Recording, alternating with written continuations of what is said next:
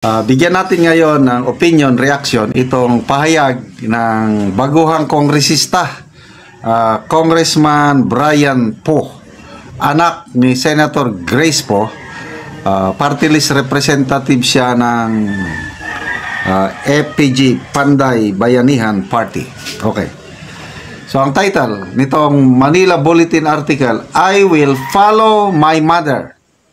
Brian Poe speaks up on BP Duterte impeachment case. Ano yung susundin niya sa nanay niya? Si Senator Grace Poe, isa sa Voltes 5. Yung 18-5 sila yung natalo sa botohan sa impeachment trial na ba proceedings noong 19th Congress. Neophyte Solon, FPG Panday Bayanihan Party List Representative Brian Poe said he will follow the lead of his mother, former Senator Grace Poe, when it comes to the impeachment case against Vice President Duterte. Ito yung exact word niya. I will follow the example set before me by my mother in the Senate. She voted in favor of the trial, and I will vote to support that, not for anything but to support democracy and transparency in government. Yan ang sabi ng bagitong kongresista sa isang ambush interview. Transparency anong nangyari doon sa 2025 budget na ang Senadora Grace Poe ang Finance Committee Chairman sa Senado? Ang daming blank spaces sa BICAM. Tinaguri ang worst budget in our nation's history. Nakabinbin sa Supreme Court ang mga petisyon, kaso laban sa Tapos sinasabi, for the sake of transparency in government. Transparent ba yun? Mabuti na lang at may Congressman Sidro Ungab na nagbulgar sa blank spaces sa BICAM. Ulitin ko, Senator Grace Poe, chairman ng Committee on Finance, is there transparency? Anyway, the elder Poe was a senator judge in the impeachment case during the tail end of the previous 19th Congress. The actual Senate impeachment trial on Vice President Duterte has yet to proceed. Representative Poe is one of the 97 first-termers in the House of Representatives in the current 20th Congress. So sabi niya, I leave the impeachment complaint to the prosecution as well as those who are currently spearheading it. But the Rocky Solon also said that he wants the evidence to come out. Sabi niya, the whole purpose of the trial is to proceed with the democratic process. At the end of the day, it's not about picking a side. It's about opening up the government to the Filipino people para makita natin kung anong nangyari sa likod ng lahat. Yan ang sabi niya. Okay, kami rin, ako gusto ko ng full-blown trial. Bloodbath nga Kaya lang,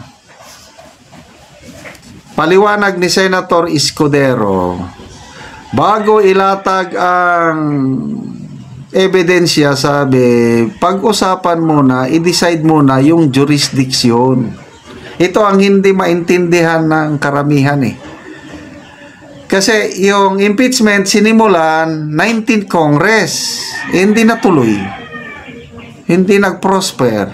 Ang tanong, pwede bang mag-crossover?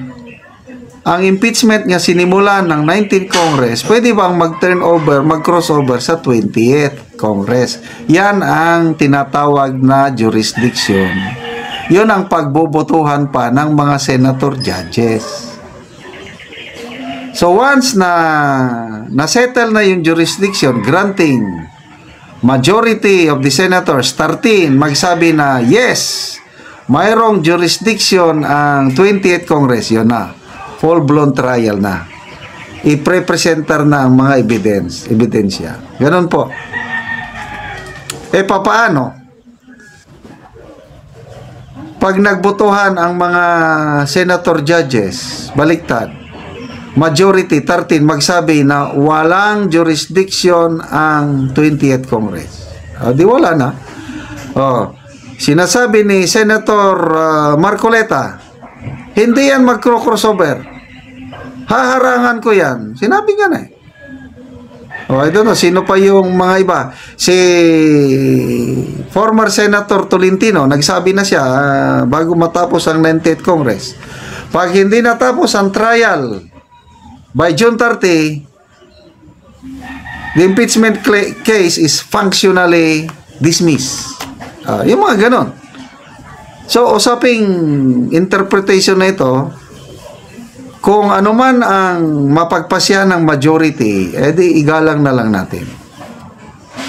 We leave it to the discretion, judgment of the senator judges.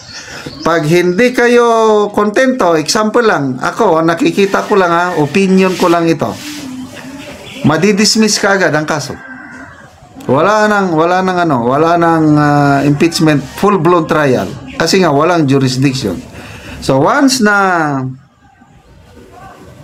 na-dismiss ang kaso dahil walang jurisdiction, tatakbo ngayon ang Kamara sa Supreme Court. That's the best thing that they can do. So, hintayin natin ang say ng Supreme Court. Kaya lang, mayroong Integrated Bar of the Philippines President, Attorney Cayoso. Sabi niya, malabo na. Hindi pakikialaman yan ng Korte Suprema dahil it's a political issue. Umiiwas daw ang Korte Suprema na makialam sa political issues. Kung legal issues tungkol lang sa criminal case, civil case, whatever mga case yan, porte ng Supreme Court yan. Kailang itong impeachment, ang tanging korte na may karapatang mag-decide niyan ay yung impeachment court, yung mga senator judges. Kaya sabi ng ex-IBP president, malabo yan, hindi makikialam ang Supreme Court. Matagal bago, so wala na, iiyak na sila. So, hintayin lang tayo, ilang linggo na lang, July 28, mag-open na ang 28th Congress. Yan na, masisimulan na.